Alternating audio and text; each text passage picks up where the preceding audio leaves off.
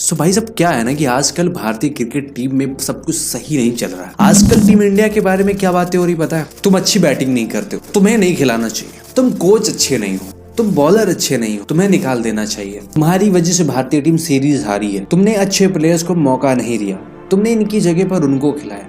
गौतम गंभीर ने हमारे परिवार को गालियां दी हैं। गौतम गंभीर ने दादा के बारे में ये बातें कही है। इरफान पठान ने तो सीधे कह दिया कि भाई साहब सुपरस्टार कल्चर हमको नहीं चाहिए और हमें एक बेहतर टीम चाहिए जो हमें बेहतर रिजल्ट ला के दे, क्योंकि भाई हमें सुपरस्टार्स को साथ में लेके चलने से क्या फ़ायदा जहाँ पर हमारा उस तरीके का परफॉर्मेंस ही ना आए। तो हमारा एक रुतबा है वो हमें मेंटेन रखना है, और वो कैसे होगा? वो आएगा परफॉर्मेंस से। हमारे पास में बड़े बड़े क्रिकेटर्स हैं, बड़े बड़े खिलाड़ी हैं, विराट कोहली हैं, रोहित शर्मा है, बट हमारा जो परफॉर्मेंस है वो ज़ीरो है। बिकॉज हमारे अभी जिस तरीके के हालात हैं, जहाँ पर न्यूजीलैंड आती है घर में हमें 3-0 से वाइट वॉश करके चली जाती है। टेस्ट की बात कर रहा हूँ, वहीं पर हम ऑस्ट्रेलिया में जाते हैं और ऑस्ट्रेलिया में बॉर्डर गावस्कर ट्रॉफी जिस पे हमारा 10 साल से कब्जा था, वहाँ पे हमें सीरीज को 3-1 से हार का सामना करना पड़ता है सीरीज में।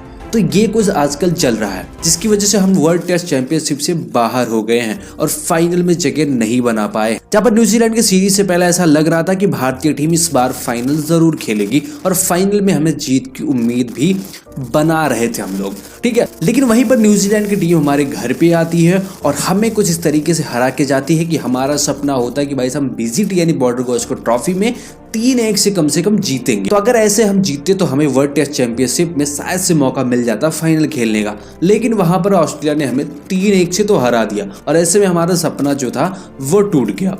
और उसके बाद में बातें होने लगी गौतम गंभीर के बारे में, जहां पर गौतम गंभीर की वजह से हमने 2 सीरीज हारी। ये सारी चीजें सोशल मीडिया पर आग की तरीके से फैल रही हैं। इसी बीच में Indian farmer cricketer Manoj Tiwari का भी एक स्टेटमेंट आता है, जो भारत की तरफ से कभी खेल चुके हैं, जिन्होंने गौतम गंभीर के साथ में कोलकाता नाइट राइडर्स के ड्रेसिंग रूम्स शेयर किए थे। 2012-2014 में जब केकेआर ने आईपीएल की ट्रॉफी जीती थी, उस टाइम पे गौतम गंभीर के साथ में खेल चुके हैं मनोज तिवारी, और उन्होंने गौतम गंभीर के ऊपर गंभीर आरोप लगाए हैं, यानी गंभीर के ऊपर गंभीर आरोप लगाए हैं। मनोज तिवारी ने कहा कि रणजी ट्रॉफी के मैच के दौरान जो गौतम गंभीर से मेरी कहा सुनी हुई, उस टाइम पे गौतम गंभीर ने मुझे और मेरे परिवार को गालियां दी और दादा के बारे यानी सौरभ गांगुली के बारे में जो चीजें कही वो ऑन कैमरे पर कही थी। भाई सब कोई नहीं भूला है, और सारी चीजें उन्होंने जो कही थी वो बहुत ही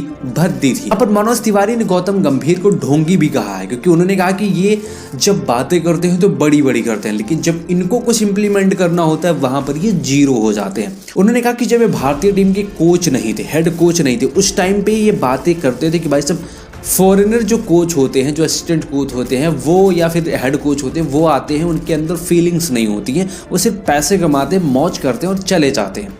टीम के परफॉर्मेंस से उनका कोई लेना देना नहीं होता है।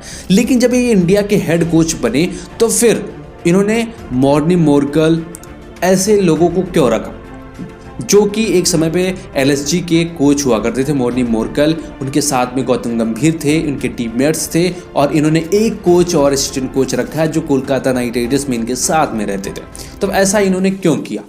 इन्होंने क्यों वहां पर भारतीय कोच असिस्टेंट कोच क्यों नहीं रखा? इन्होंने क्यों प्रेफर किया मॉर्नी मोर्कल या फिर किसी और को?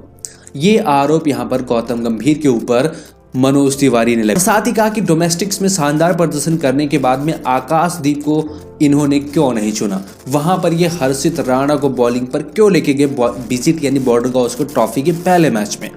ऐसा उन्होंने क्यों किया? ऐसा इसलिए उन्होंने किया क्योंकि Harshit Rana Kolkata Knight Riders team का हिस्सा थे।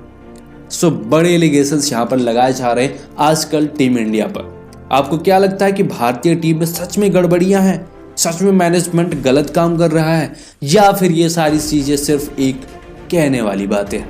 कमेंट बॉक्स में जरूर से बताना। फिलहाल भारतीय टीम का वर्ल्ड टेस्ट चैंपियनशिप जीतने का सपना तो रह ही गया है, लेकिन अब हमारी नई उम्मीद जो बंधी है वो है चैंपियंस ट्रॉफी कि भाई सब वहां पर हमारा परफॉर्मेंस कैसा होगा। आपको क्या लगता है कि भारतीय टीम वहां पर किस तरीके की, किस आला दर्जे की परफॉर्मेंस करती है?